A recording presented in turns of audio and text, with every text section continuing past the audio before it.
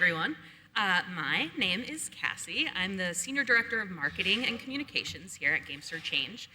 I'm really thrilled to be introducing these next few sessions. So to start, New York City has always been a home for creativity, innovation, and distinct voices, and its game development community is no exception. In this lightning talk, documentarian Tim Rattray will take us behind the scenes of a new project capturing the people, stories, and ideas shaping the future of NYC game development. Please join me in welcoming Tim.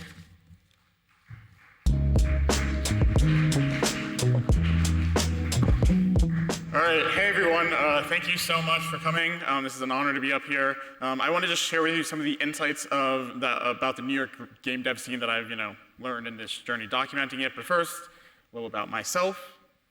I've been writing about games, tech, and entertainment for 17 years, and I've also specialized in the intersection of games and mental health. But what most of you in the audience who may know me as is the guy who's making a 5-part docuseries on the New York City game dev scene.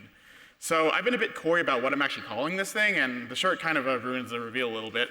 But the title of this docuseries is, I haven't said this before, Playing in the Shadows of Skyscrapers. So this name is derived from how New York City indie devs, communities persevere despite difficult socioeconomic conditions and a lack of industry attention. My goal is to bring more recognition to this hidden and often surprising world. Now, I could bang on about this for way too long, so let me just show you something instead.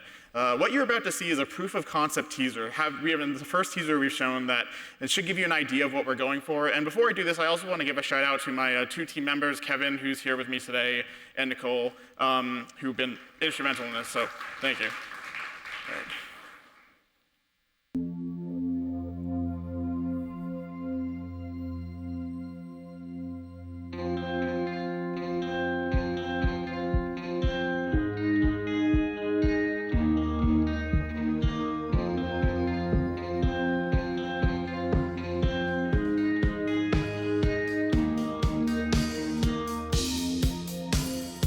Did you know that every video game box has a piece of New York City on it?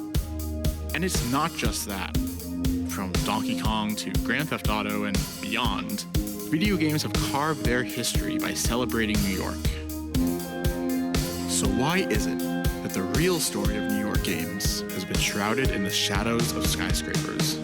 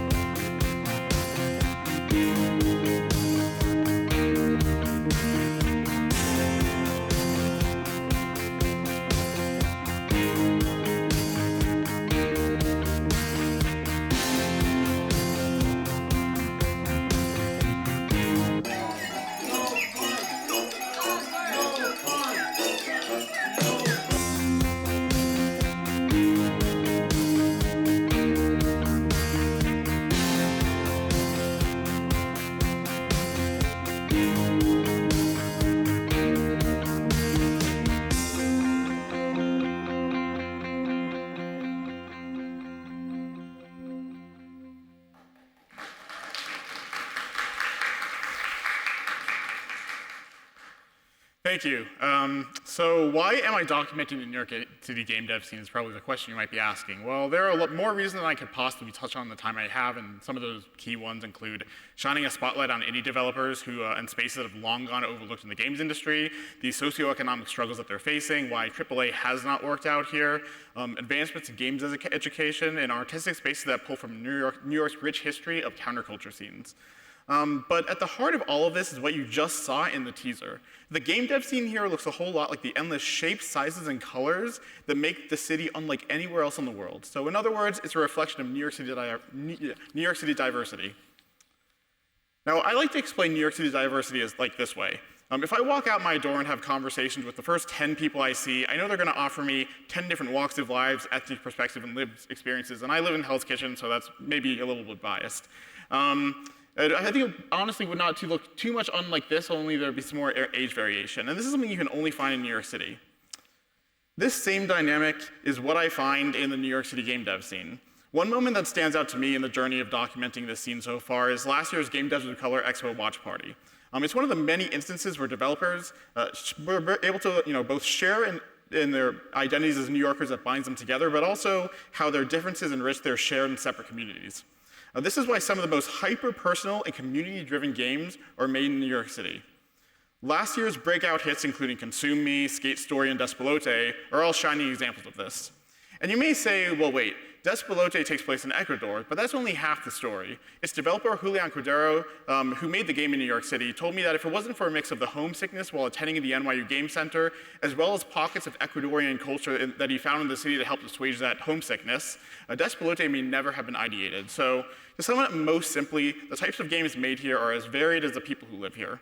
And yet they all share a grit and authenticity that's also distinctively New York City.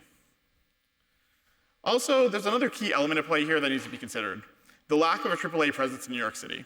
We have some Rockstar and Atari corporate offices and the ESRB, as you saw in the teaser, but by and large, most New York City developers are independently creating their passion projects alongside full or part-time jobs. And I'm not going to sugarcoat this as if it's an easy or preferred reality for the many developers I've spoken to in making this documentary. However, it's also true that by not having the same corporate infrastructure running the show here as other entertainment industries in the city have, new lanes for unfiltered self-expression have taken root. Developers forge their own paths because there aren't many traditional ones available to them, and they don't waver in these visions, even if it means a harder chance at commercial success. Now, most people would love to make an income on their game, sure, but there's usually something more driving developers here.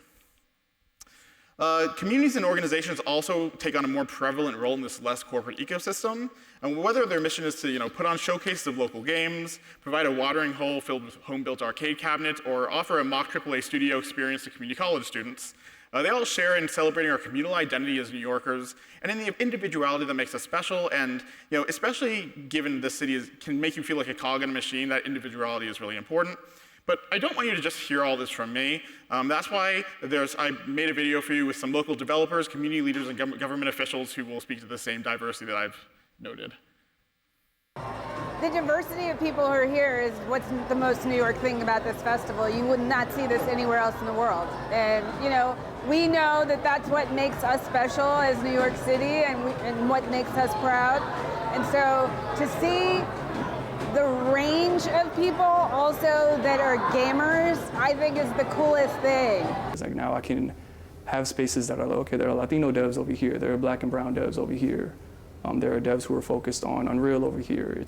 It can be so specific, both in identity and in tools that I don't think a lot of other spaces have. It's also about self-expression and providing an opportunity for people to understand other people's perspectives or to have a shared experience.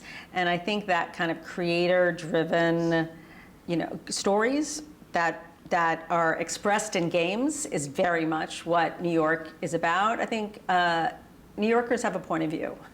I feel like there's a stereotype that New Yorkers will be mean to your face, but then people on the West Coast will be like mean behind your back. And I'm bringing that up because I feel like there is this kind of innate honesty in New Yorkers. Maybe I have some of that in me. It's not about just being a diverse person of color making a video game. It's about I make really cool stuff. It's always been like a big thing for us. I love that New York City is already that, but I also love the fact that we've created a space where people can be that without being in like one of the most diverse places in the world. And the characters were all contributed to by everyone on the team, so it's not just like a one single perspective.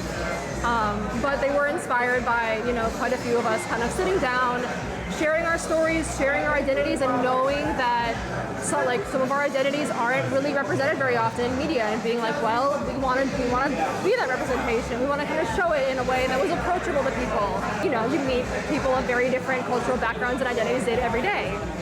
So it's not necessarily that side of their identity is going to be front and center, but it's a natural part of who they are. We wanted to show that. That's what it's So as Sarah noted, in New York City, we see this diversity of people every day, and that's why New York City developers are in a unique position to tell diverse stories. My docuseries, Playing in the Shadows of Skyscrapers, will explore all of this and more, and you can follow his progress for now on my LinkedIn page.